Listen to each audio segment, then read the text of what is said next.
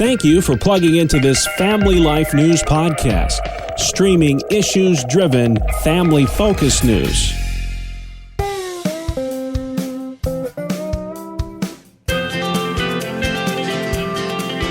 This is Family Life Hometowns, a chance to get to know the stories behind the cities, towns, villages, and burgs that make up the Family Life listening area. We take a look at their history and learn what makes them special. Today, we spotlight Batavia, New York. Any talk about Batavia's history begins with the Holland Land Company, a group of 13 Dutch investors who in the 1790s bought what became known as the Holland Purchase, a 3.25 million acre tract from Robert Morris. The English-born Morris served in the Pennsylvania legislature, the Second Continental Congress, and was one of the signers of the Declaration of Independence. And at the time, he was also the richest man in America. The Holland Purchase, stretching from Lake Ontario to the Pennsylvania border and from Lake Erie to just east of present-day Batavia, was largely undeveloped land occupied by the Seneca Nation.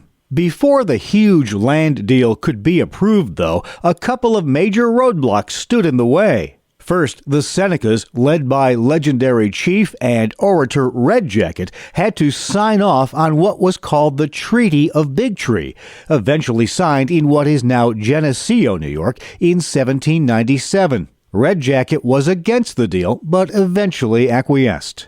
Then Aaron Burr, he of that infamous duel in which he fatally shot Alexander Hamilton, had to smooth the way for the Holland Company with the New York State Legislature, which until then did not allow any foreign entity to hold land directly. Well, he got the job done without firing a shot. The expansive Holland Tract then encompassed all of what we today call Western New York. The village of Batavia was founded in 1802 by Quaker and noted land agent and surveyor Joseph Ellicott. He spent 2 full years living in the outdoors, including harsh winters, to complete the immense task of surveying and laying out townships in the sprawling tract. The city of Batavia itself is named in honor of the Batavian Republic, a short-lived republican government of the Netherlands and home base to those Holland Land Company investors. At first, Batavia was a major player in the region, right up there with Buffalo and Rochester. In fact, when Buffalo was burned by the British in 1812,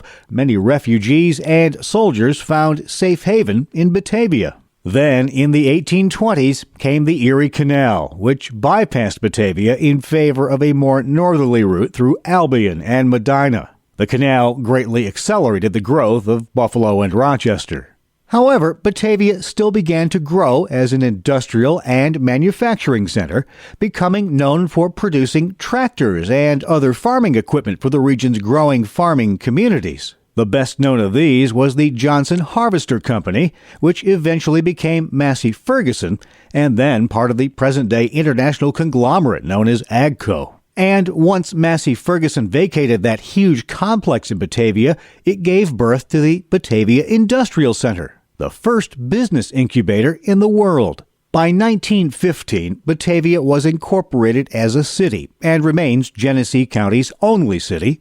Its early population growth was fueled by an influx of Polish and Italian immigrants.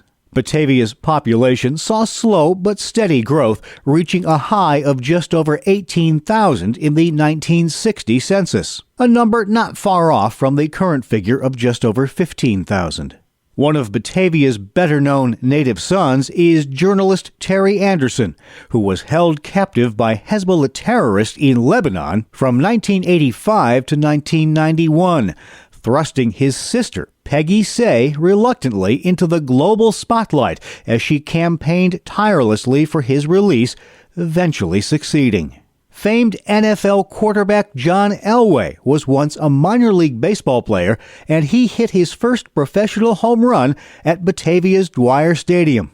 Batavia, in fact, has a long history of hosting minor league baseball dating back to 1939. And part of the popular Steve Martin, John Candy comedy movie Planes, Trains, and Automobiles was filmed there. Have mercy. I've been wearing the same underwear since Tuesday. I can vouch for that.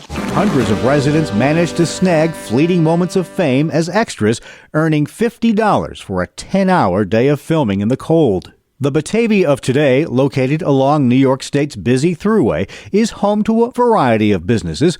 One of the more prominent is the Batavia VA Medical Center, meeting the health needs of Western New York veterans. And one of the more popular tourist attractions takes us full circle back to the beginning, the Holland Land Office Museum, where visitors can learn all about the area's roots back to that group of Dutch investors who knew there was something special in what would one day become Batavia, New York. You've been listening to Family Life Hometowns, a look at the cities, towns, villages, and burgs that make up the Family Life listening area. Please join us again next time for another edition of Family Life Hometowns.